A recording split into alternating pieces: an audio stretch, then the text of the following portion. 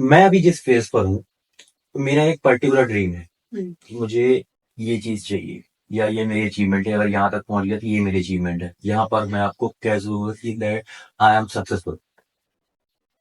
My question is कि आपका एक ड्रीम रहा होगा जब आपने एवरेस्ट के बारे में सोचा। अब आप एवरेस्ट चढ़ चुके, एवरेस्ट उतर आए, ड्रीम कंप्लीट।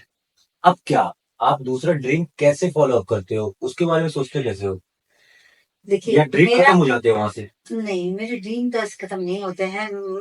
मेरे ड्रीम के बीच बीच में से कहीं कहीं गलियां भी होती हैं, तो मैं उधर जाती चले रहती जाती हूँ। तो क्या हुआ कि जब मैंने एवरेस्ट था, तो क्योंकि मुझे ट्रेनिंग नहीं मिली, मुझे ट्रेनिंग के लिए सबने मना कर दिया, सारे इंस्टीट्यूट ने मना कर दिया, लोगों ने भी मना करा। तो मैंने खुद से ट्रेनिंग किया।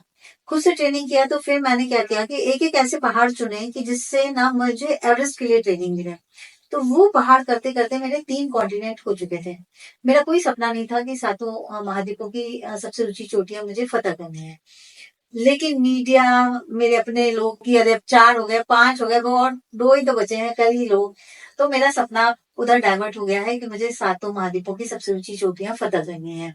तो उसमें से मेरी जो छठवीं थी, जिसके लिए मैं अभी दिसंबर में गई थी, वहां मैं हाई कैंप तक ही जा पाई।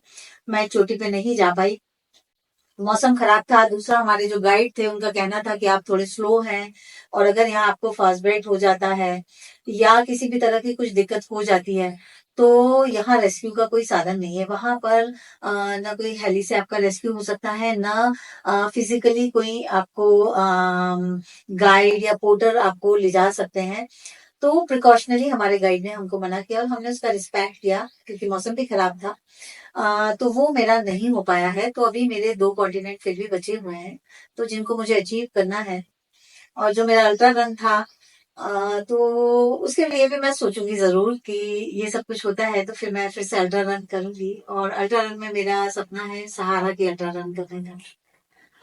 तो मतलब एक सपने के पीछे भागो और उसको अचीव करो, लेकिन उसके बाद भी कुछ है जो आपका इंतजार कर रहा है। वहां वहां पास रुको नहीं, रुको नहीं, रुकना नहीं है। रुकना नहीं है हाँ, कि ठीक है ये मिल गया ना, हाँ, तो अब इसी को बस फॉलो अप करो। नहीं, हाँ, थोड़ा और सोचो ना इसके बारे में, हाँ, और भी चीजें और दुनिया भी में चीज, देखने के हाँ लिए। वही है। तो ये बहुत अच्छी चीज है जिसमें आप बता रहे हो कि और रुको मत, हाँ, थोड़ा और एक्सप्लोर करो ना, बिल्कुल, और भी चीजें हैं, बिल्कुल। इससे भी शायद अच्छी हो या अच्छी हो, डिफरेंट हो, डिफरेंट हो, बिल्कुल। उसको भी ट्राई करो ना। ट्राई, बिल्कुल। बहुत चीजें ट्राई करने की, इतनी बड़ी बिल्कुल, दुनिया है। दुनिया। और मेरा मतलब ये है कि भाई आप हर चीज ट्राई करो, जरूरी नहीं है कि उसके पीक पे ही पहुंचना है। पीक पे ही पहुंचना है, मतलब ये नहीं है कि वो वहां फिनिश लाइन तक ही पहुंचना है, ठीक है। आपको मतलब आप, पार्टिसिपेट तो करो। हाँ, जो कोट्स आते रहते हैं ना कि आप लक्ष्य तक मत जाइए, आप सफर को एंजॉय एंजॉय कीजिए। करिए। तो वो मेरा भी वही रहता है कि थोड़ा ठीक है, ना भी पहुंचे तो कोई बात नहीं। जैसे मैं 2023 में नहीं गई, लेकिन मुझे कभी मलाल नहीं रहा मेरे मन में, कभी भी एक एक सेकंड को भी नहीं आया कि अरे यार मैंने झंडा नहीं फहरा पाया, या मुझे कभी उस नाम से मेरे आंख में आंसू नहीं आए कि यार मैं झंडा नहीं फहरा। मैं खुश थी। मैं खुश इसलिए थी कि मेरी वजह से किसी एक की जान बच गई है। मैं एवरेस्ट के 8,200 तक पहुंच गई हूँ, कौन पहुंच रहा है इस एज में। तो मैं इन सब चीजों से बहुत खुश हो जाती हूँ। मैं मायूस नहीं होती हूँ कि चीजें नहीं हो पाई तो ठीक है, कोई बात नहीं। ये एक डिफरेंट सवाल है आपकी जिंदगी से, पूरी आपकी जिंदगी से अभी तक किसी चीज का मलाल रह गया है?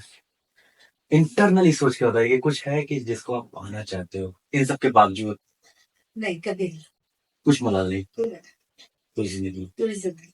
एवरेस्ट में मेरे लिए यही था कि क्योंकि एवरेस्ट व्यक्ति जाता है तो डर के जाता है। बहुत सारे लोग डर के जाते हैं कि पता नहीं मैं वापस आऊंगा कि नहीं। वहां जाके बहुत नेगेटिव थॉट्स आते हैं कि क्यों आ गया मैं। लोग अब बोलते हैं कि आपके मन में कभी ये थॉट आया था क्या? मेरे मन में कभी भी नहीं आया कि मैं यहाँ क्यों आ गई, मुझे नहीं आना चाहिए था, ये तो बहुत टफ है। ऐसे लोगों के विचार हैं और लोग ऐसा सोचते हैं, और कई लोग कैंप 4 से वापस आ जाते हैं कि आगे उनको दिखता है कि अब बहुत कठिन है और मैं शायद जिंदा ना बचूं।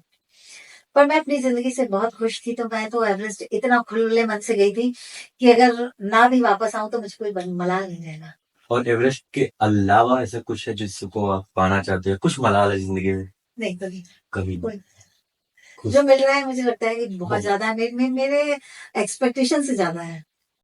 अच्छा। हाँ, जो कुछ भी मिला है मुझे जिंदगी में, हर तरह से, मतलब हर तरह से हर तरह से, आपके अकॉर्डिंगली वो बहुत ज्यादा मिला बहुत ज्यादा। बाकी के मुकाबले। हाँ, and you are satisfied with this?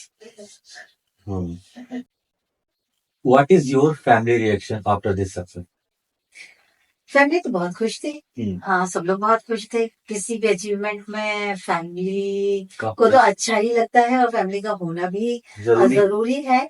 और जब मैंने एवरेस्ट की तैयारियां शुरू की थी तो मुझे लोगों ने कहा था कि अगर आपको एवरेस्ट जाना है तो 2 साल के लिए आपको सब कुछ छोड़ना पड़ेगा, फैमिली भी छोड़ना पड़ेगी, सारे त्योहार छोड़ना पड़ेंगे और आपको लग के 2 साल ट्रेनिंग करना पड़ेगी तो ही आप एवरेस्ट फतह कर सकते थे। तो मैंने ये चैलेंज एक्सेप्ट किया था कि मैं सब कुछ करते हुए एवरेस्ट चढ़ूंगी। तो मैंने सब कुछ करते हुए मतलब ये है कि मुझे एवरेस्ट जाना है मार्च में और मैं 31 मार्च को यहाँ से निकली हूँ और मैं 20-22 तारीख को कोई शादी अटेंड कर रही थी। 20-22 मार्च में मैं शादी अटेंड कर रही थी और 30 तारीख को मैं अपना बैग पैक करके नेपाल पहुंच गई थी। आप जैसे बता रहे हो ना, सब विजुअलाइज हो रहा है मुझे। एक एक चीज, मतलब आपको डेट्स भी याद है? एक एक डेट्स याद है कि इस तारीख को मैंने ये किया था, इस तारीख को मैंने ये किया था, इस तारीख को मैं गई थी, उसके पहले मैंने क्या किया। तो ये अच्छी चीज है कि आपको एक एक चीज याद है अपने ट्रिप के बारे में।